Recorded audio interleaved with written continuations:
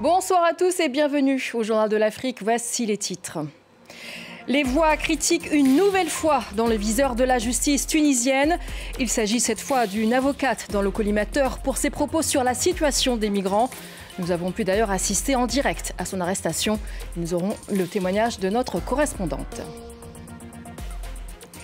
La junte au Mali a organisé un dialogue pour refonder les bases de l'État, mais certains ont brillé par leur absence à ces pourparlers. Et puis place à la musique, le mbolé camerounais s'impose et inspire. Ce genre musical issu des quartiers populaires de Douala est au cœur d'un nouveau documentaire.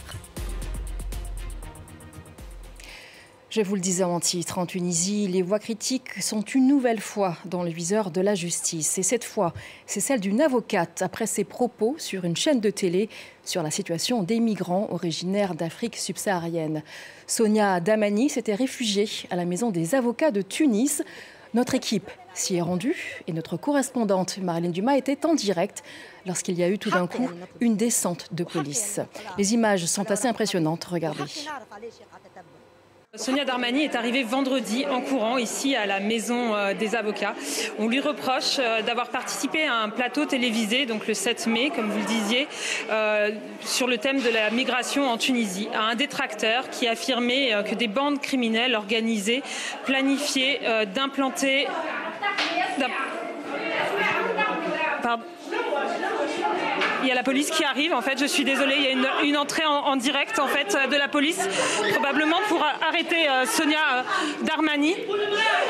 Elle se trouvait là-bas, accompagnée avec des personnes, des amis, des avocats, et probablement la police qui arrive, elle est masquée. On n'a pas vu de carte, on n'a pas vu de papier. On ne sait pas où aller, ils se sont enfermés. Derrière, nous n'avons pas accès.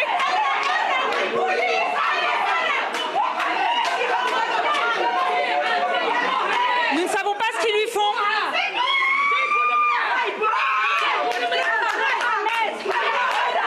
On ne voit pas du tout ce qui se passe. Donc voilà, Sonia Darmani est probablement en train d'être arrêtée. Vous êtes en direct. Que se passe-t-il ?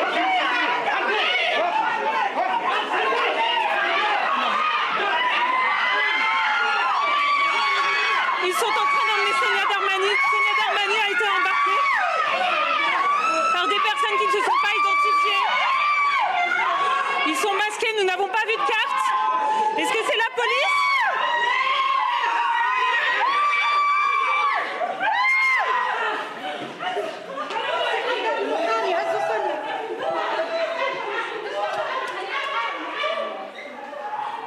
Marilyn. Allô ? Oui. Allô ? Oui, Nous avons perdu la communication. on est toujours avec vous, Marilyn. Oui, pardon, je suis désolée. Donc, en direct, Sonia Darmani a été emmenée, elle a été emmenée par des personnes non identifiées puisqu'ils sont masqués et que nous n'avons pas vu de carte de presse ou d'autres. Nous avons la police qui arrive en direct pour prendre la caméra. Et que se passe-t-il, messieurs ? Nous sommes dans un endroit public. Nous sommes dans un endroit public. Vous n'avez pas le droit de faire ça. Vous n'avez pas le droit de faire ça. Vous lâchez mon caméraman. Et voilà une arrestation en direct lors d'une précédente édition. Pour vous rassurer, notre équipe, caméraman et également notre correspondante vont bien, sont en sécurité. Tout autre chose à présent, la junte malienne a initié cette semaine un dialogue dans le but de refonder les bases de l'État malien. Mais ces pourparlers ont été marqués par des absents de taille, comme nous l'explique notre correspondant régional Serge Daniel. À Bamako, la junte est au pouvoir depuis bientôt 4 ans. Elle pourrait rester un peu plus, puisque l'une des recommandations du dialogue national est la prorogation de la durée de la transition de 2 à 5 ans. Le colonel Assimi Goïta, le chef de la junte, candidat à la prochaine présidentielle, en tout cas, c'est l'une des recommandations du dialogue national, alors que la charte de la transition ne l'autorise pas à devenir candidat. Cette charte doit être revue, ont estimé les participants au dialogue. On a parlé également des partis politiques, mais sans leur présence, puisqu'ils sont suspendus depuis plusieurs semaines par la junte. Leur limitation, la limitation du nombre de partis a été réclamée. par les participants.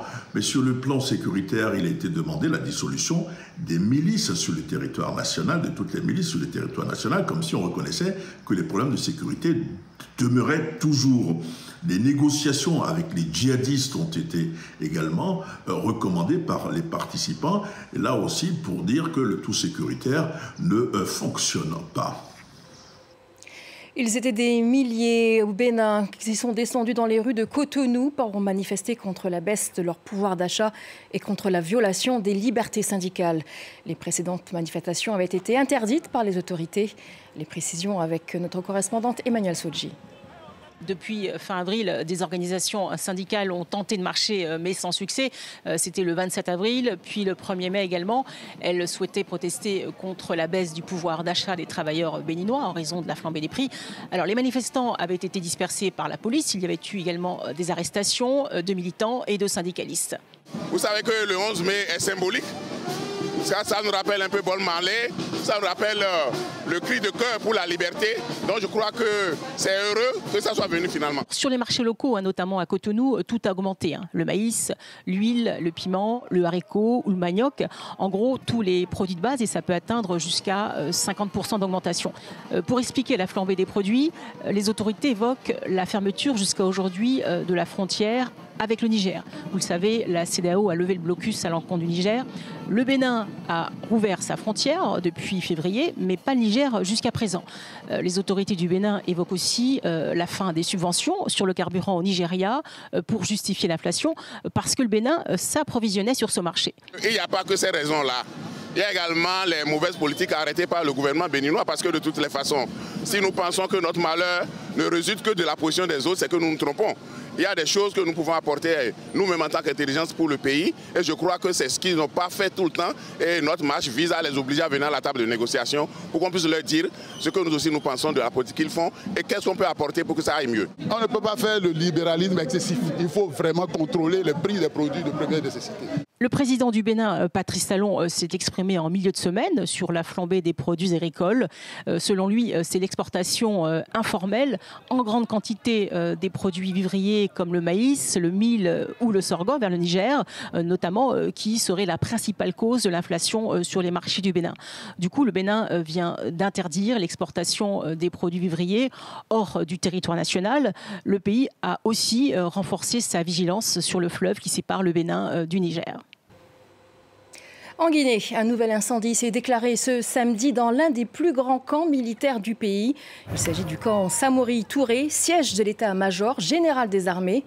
Depuis plusieurs semaines, plusieurs infrastructures ont ainsi été brûlées, une tendance qui inquiète le pays. Et les autorités parlent de complot contre le régime militaire en place.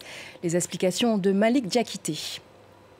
Selon les témoins sur place, c'est aux environs de 10 heures heure locale qu'une grosse fumée s'est dégagée au-dessus de l'un des principaux camps militaires du pays.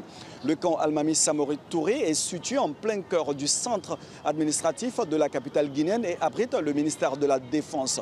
Une zone très stratégique, voire névralgique pour l'armée guinéenne. Très vite, le périmètre a été quadrillé par les agents de la gendarmerie, empêchant toute circulation dans la zone. Au même moment, les sapeurs-pompiers luttaient contre les flammes.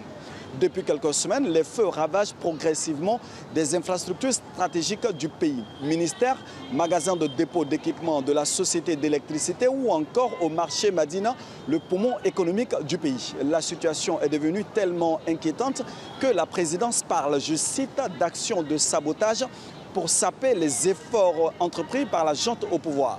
Le procureur de la République, qui ne souhaite pas pour le moment se prononcer sur la situation, assure que les enquêtes sont en cours pour déterminer l'origine des flammes. Le Nigeria veut durcir sa loi sur les trafiquants de drogue en proposant de faire entrer en vigueur la peine de mort. Tramadol, héroïne, cocaïne, depuis des années, le Nigeria fait face à une explosion du trafic de stupéfiants. Condamné à l'ultime sentence pour dissuader, voilà donc l'argument affiché par le Sénat. Mais déjà, cette proposition suscite de vives critiques de la part des défenseurs des droits humains. On parle à présent de miracle. 5 jours après l'effondrement d'un immeuble en construction en Afrique du Sud, un homme a pu être extrait vivant des décombres. Il a ensuite été conduit en urgence à l'hôpital.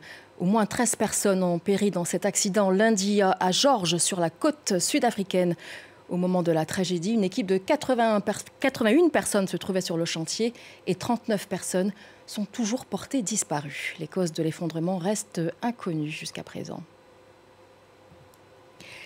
Il est issu des quartiers populaires de la capitale camerounaise et il fait danser la jeunesse de tout le pays. Le mbolé s'est imposé comme genre musical à part entière.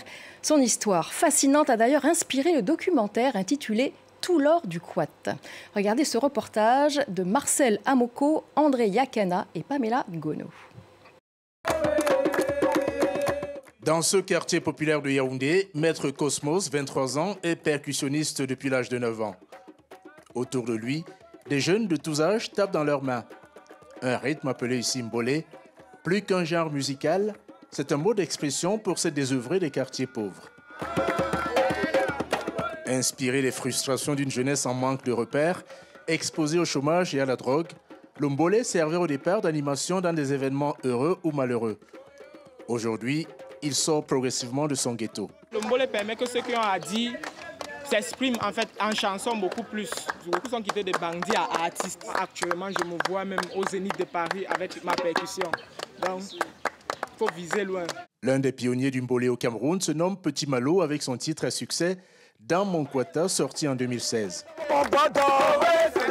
Comme chaque semaine, il revient en Kolndongo, le quartier qu'il a vu naître et grandir.